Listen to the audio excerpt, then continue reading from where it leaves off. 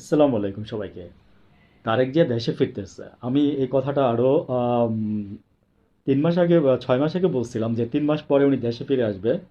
তো ৩ মাস না ৬ মাসের মাথায় আজকে দেখতেছি যে আপনার আহ, তারেক জিয়া দেশে আসবে এরকম কথা শুনতেছি। তো কেউ কেউ বলতেছে তারেক জিয়া কি আদৌ দেশে আসতে পারবে, কারণ উনি যখন দেশ থেকে যায় তখন আপনার ক্যান্টনমেন্টে বা প্রশাসনের কাছে হোয়াট এভার ইজ আপনার মুস লেখা দিয়ে গেছিল যে উনি আর রাজনীতি করতে পারবে না বা বাংলাদেশ আসতে পারবে না, এই ধরনের কিছু একটা।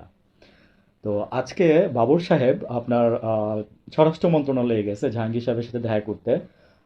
তারা তারেক রহমানের আপনার নিরাপত্তা চাইছে, নিরাপত্তা চাইছে। তো 24 ঘন্টার মানে এই সময় মানে 24 ঘন্টার সময়টা কেন বলছি, মানে 24/7 নিরাপত্তা চাচ্ছে, মানে ইন দ্য ফিউচারের জন্য। তো ওনার নিরাপত্তা লাগবে মানে আমি জানি না যে তারেক জিয়ার নিরাপত্তাটা কেন লাগে। দেশের মানুষ ভালোবাসলে আছে তো অনেকেই তো আছে, তাই না? অনেক নেতারাই তো আছে, অনেক অনেক অনেকেই আছে। এনিওয়েজ এটা ওদের মানে বিষয়, তাদের হয়তো বা রাজনৈতিক কলাকৌশল আছে। তো আমি যেটা বলতে চাচ্ছি, তো জাহাঙ্গীর সাহেব বলতেছে যে আমি স্যার বাবর সাহেবের আন্ডারে আমি 3 বছর কাজ করছি। তো ওই সময় নাকি যখন নাকি বাবর নাকি আপনার স্বরাষ্ট্রমন্ত্রী ছিল, তখন জাহাঙ্গীর সাহেব ওনার আন্ডারে 3 বছর কাজ করছে স্বরাষ্ট্র মন্ত্রণালয়ে। তো এই খবরটা আপনার আমাদের বাংলাদেশে না যতটা প্রচার হয়েছে, কলকাতার ততটা বেশি প্রচার হচ্ছে।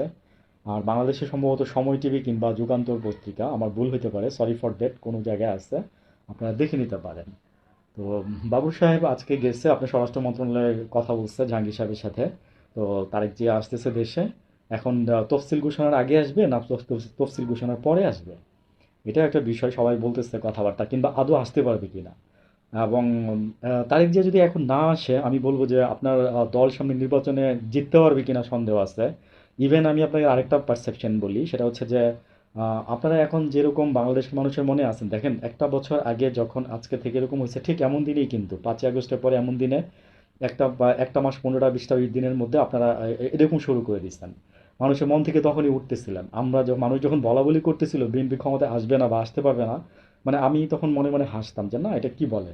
কিন্তু আজকে আমিও নিজেই বলতেছি যে আপনারা কি আদৌ আসলেই সত্যি ক্ষমতায় আসতে পারবেন, আমার মনে হয় না। এই যে ডাকসু আর জাকসুর নির্বাচনের পরে সামনে তো আরো ইউনিভার্সিটিগুলো আছে, দেখতে পারবেন।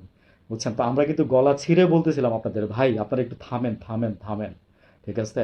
এই বিচারের কাজে সহযোগিতা করেন, এগুলা করতেন, আজকে মানুষের মনে অনেক কিছু মানে নিতে পারতেন। তবে এখনো সময় আছে, 4টা মাস বিএনপি আপনাদের বললাম ঘুরে দাঁড়ান।